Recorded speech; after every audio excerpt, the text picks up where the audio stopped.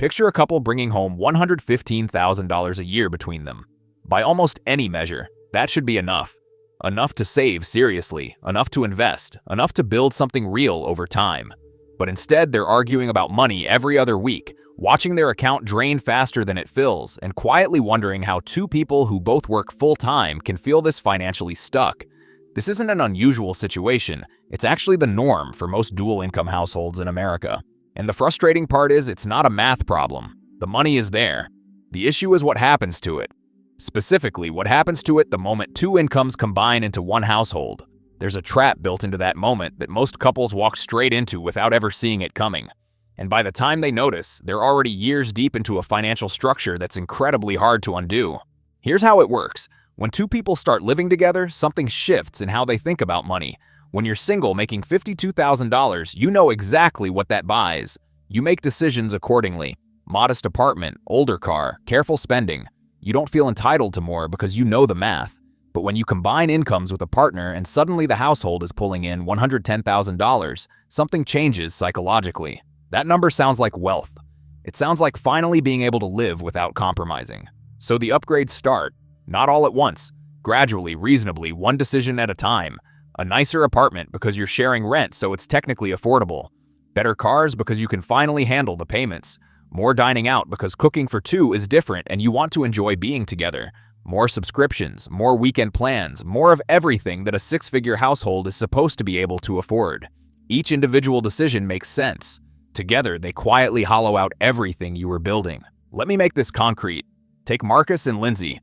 When they were single, Marcus made $57,000 and was saving around $1,400 a month living simply. One bedroom, paid-off car, groceries over restaurants.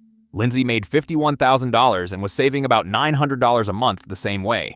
Together, before they ever shared an address, they were collectively putting away $27,600 a year. They were on a real trajectory. Then they moved in together. They looked at their $108,000 combined income and felt, reasonably, like they'd earned an upgrade. They found a two-bedroom apartment for $2,700 a month in a neighborhood they actually liked. Marcus got a newer car, $420 a month. Lindsay upgraded hers, $350 a month. Their grocery and dining budget nearly tripled because cooking habits change when you're building a life together. Streaming services doubled. Weekend plans expanded. None of it felt excessive in the moment. Their combined monthly expenses went from roughly $3,800 when they were separate to just over $6,800 living together.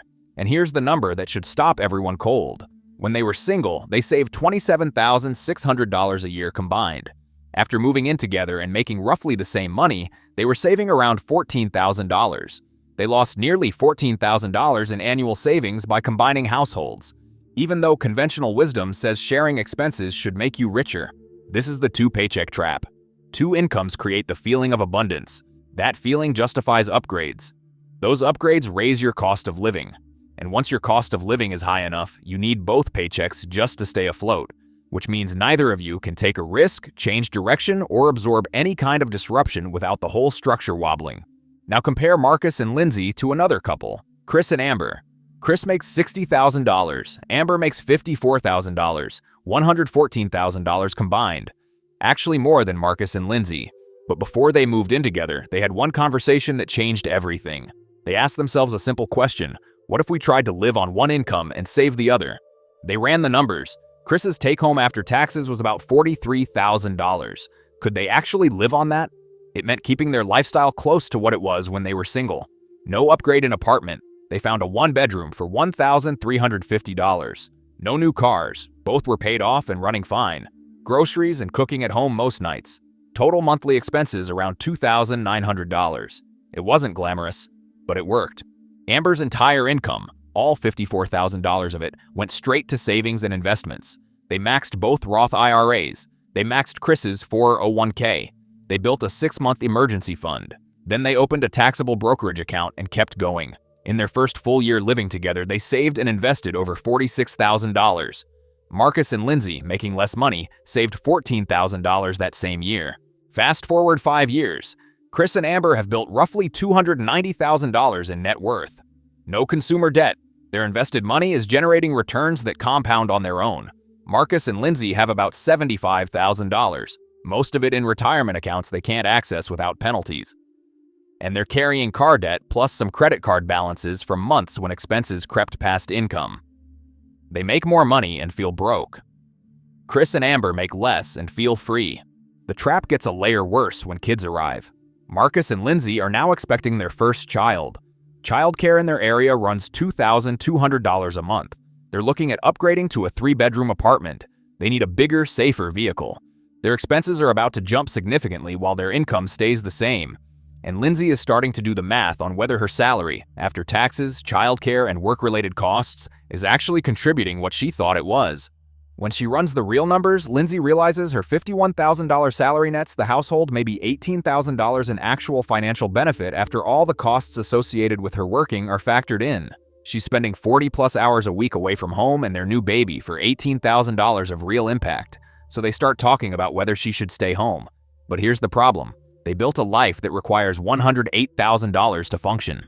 They can't live on Marcus's income alone because they designed their lifestyle around both of them working. The choice that should be simple is now impossible. Chris and Amber face the same moment. Amber wants to be home with their baby for the first couple of years, and because they never upgraded their lifestyle beyond what Chris's income could cover, nothing has to change. They don't need childcare. Their expenses don't spike. Amber gets to make the decision based on what she actually wants, not what the budget can survive.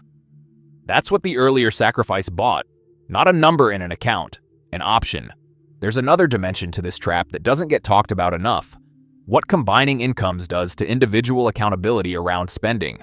Most couples open a joint account when they move in, both deposit their paychecks, and both spend from it. In theory, this is fair and partnership-oriented. In practice, nobody's actually watching it because everyone assumes the other person is. Money disappears and both people are genuinely confused about where it went. Marcus will spend $380 on new gear for a hobby and feel fine about it. He works hard and it's not that much relative to their income. Lindsay spends $290 on things she's been wanting and feels the same way. Neither knows about the other's purchase until they're staring at a bank statement wondering why the number is lower than expected. Then comes the fight. Not about the money specifically, about the feeling that the other person gets to spend freely while you're trying to be careful. This fight doesn't end because the underlying problem was never addressed. Chris and Amber handled this differently from day one. They kept individual accounts and opened a joint account only for shared expenses. Rent, utilities, groceries, planned outings.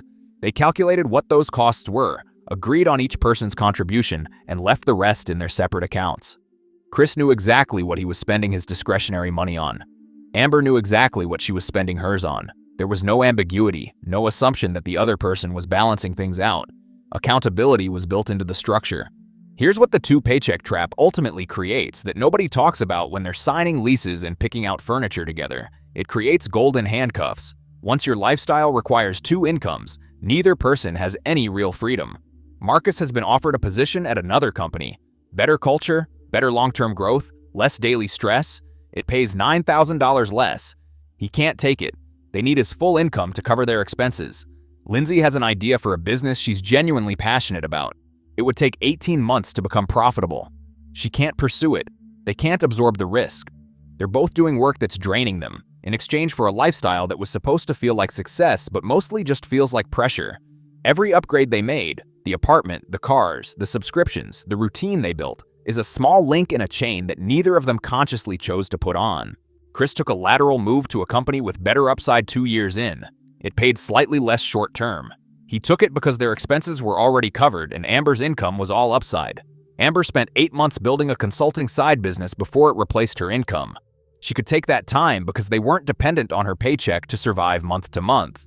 Their financial structure gave them room to move, and that room compounded into opportunities that changed their trajectory entirely. So what do you actually do with this? If you're already in the trap, the exit isn't instant, but it starts with a conversation you probably haven't had yet. Not about who spends too much or whose fault it is. About what you're actually trying to build together. Do you want to look successful or become financially free? Do you want to maximize what your lifestyle looks like now or maximize what your options look like in 10 years? Most couples never explicitly answer these questions. They just let the default, spend what you make, upgrade when you can, make the decision for them. Once you've had that conversation, the next move is to get as close as possible to living on one income. This doesn't mean one person stops working. It means you structure your expenses so that one salary could theoretically cover them. And the second salary goes almost entirely to building wealth. You might need to downgrade something. You might need to keep a car longer than feels impressive. You might need to cook more and go out less. None of that is permanent sacrifice. All of it is traded for something worth far more: the ability to choose. The couples who build real wealth on two incomes aren't the ones making the most money. They're the ones who resisted the upgrade at the exact moment it felt most justified. When the combined income first arrived and everything suddenly seemed affordable, that was the moment that determined everything, not the salary. The decision made about what the salary would fund. Two paychecks should make building wealth easier than ever. For most couples, it does the opposite. Now you know why? And more importantly, you know what to do instead. If any of this hit close to home, drop a comment below. Genuinely curious whether you're navigating this right now or looking back at decisions you wish you'd made differently. Like the video if it was worth your time, and subscribe if you want to keep going deeper on how money actually works.